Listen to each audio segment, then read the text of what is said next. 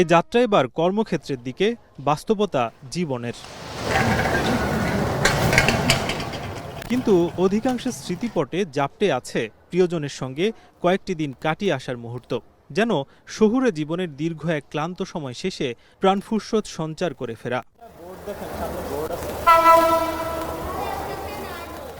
ঈদের পরদিন থেকে রাজধানীতে ফিরতে শুরু করেছে মানুষ।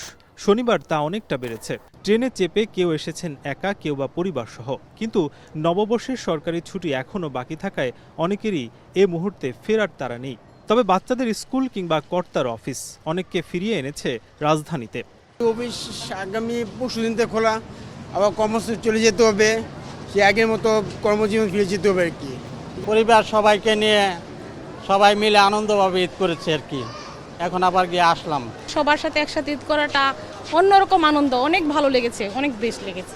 আসার পর থেকে কিছু কোনো প্রবলেম হয় নাই। আজকে ট্রেনটাও মোটামুটি লেট হয় নাই, টাইমলি আসছে। টিকিট ছাড়া তো ওঠা হচ্ছে না, যেহেতু এটা প্রাইভেট ট্রেন, ওই হিসাবে তো টিকিট ছাড়া উঠলেও টিকিট করাই নেই ভিতরে। আর যাতে মোটামুটি বেশ ভালোই ছিল এবং কোনো গাড়ি এখন পর্যন্ত বিলম্ব যায়নি। 3 স্তরের নিরাপত্তা বেষ্টনী রাখছি, যাতে আমরা কোনো যাত্রী বিনা টিকিটে প্রবেশ করতে না পারে।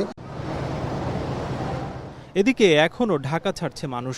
কেউ পরিবার পরিজনের পানে, আবার কেউ ছুটছেন ঈদ পরবর্তী ঘোরাঘুরির উদ্দেশ্যে। তাই এদিনও প্রতিটি ট্রেন আসার সঙ্গে সঙ্গে ওঠার তাড়া দেখা গেছে যাত্রীদের মাঝে।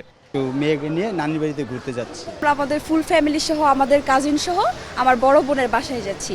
ঈদের আগে যাওয়া যেত, কিন্তু আমরা ভাবলাম যে বাসায় ঈদটা করে দেন ওইখানে যে একটা সেলিব্রেশন করি, এই আর কি।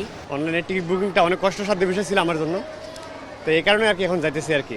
অন্যদিকে সড়ক পথে ঘরে ফেরা মানুষের তেমন চাপ নেই। রাজধানীর বাস টার্মিনালগুলো অনেকটাই ফাঁকা। আছে যাত্রী, আছে হালকা পাতলা যাত্রী আছে, যাতে কমছে, তারপর মোটামুটি খারাপ না। মানে টুকিটাকি এত আহামরি যাত্রী নাই বললেও চলবে না, আছে বললেও চলবে না, মোটামুটি। তবে বরাবরের মতোই অতিরিক্ত ভাড়া নেওয়ার অভিযোগ করছেন যাত্রীরা। নর্মালে থাকে 600 টাকা, এখন 800 টাকা, ঈদের যোগটা হইতে পারে। ঈদের পরে তারপরও আপনার এইখান থেকে বরিশালি 700 টাকা 500 টাকা এরকম ভাড়া নিয়ে ক্যাচাল করতেছে। গাড়ি আছে কিন্তু এরপরও দাম বেশি। কাল পহেলা বৈশাখের ছুটি শেষে বাস, ট্রেন, লঞ্চ সব মাধ্যমেই রাজধানীতে ফেরার চাপ বাড়বে বলছেন সংশ্লিষ্টরা। নাজমুস সাকিব, এখন, ঢাকা।